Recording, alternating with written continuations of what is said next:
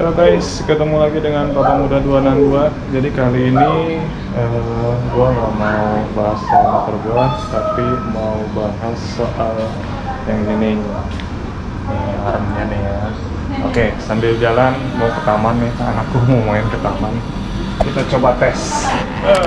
Ini motor tinggi banget, orangnya emang tanah jakung.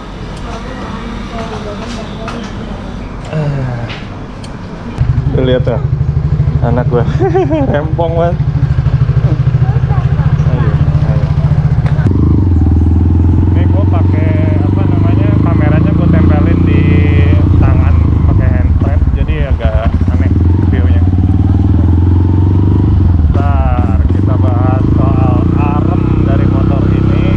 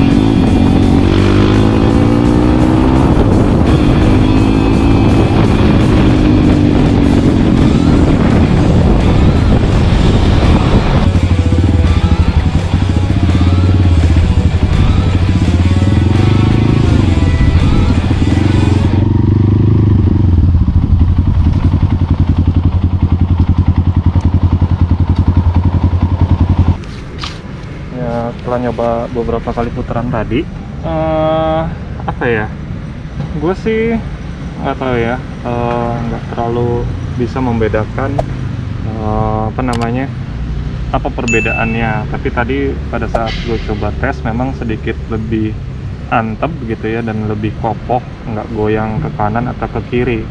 Tadi di aspal sih sebenarnya gue tadi ngetesnya kebanyakan. Dan pada saat apa namanya, gue coba tes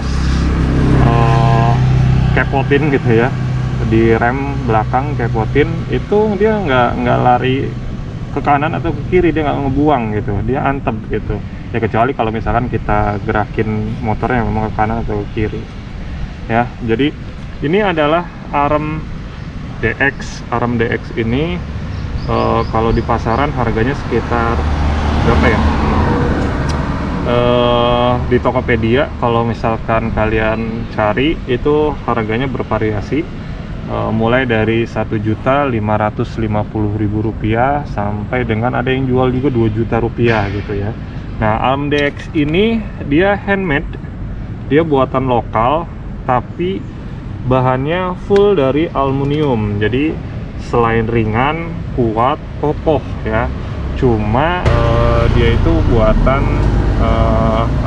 lokal ya. DX ini terus ARM DX ini dia plug and play di CRF karena memang peruntukannya buat CRF 150L. Terus nah si ARM DX ini dalam penjualan itu nggak dilengkapi dengan as rodanya ya.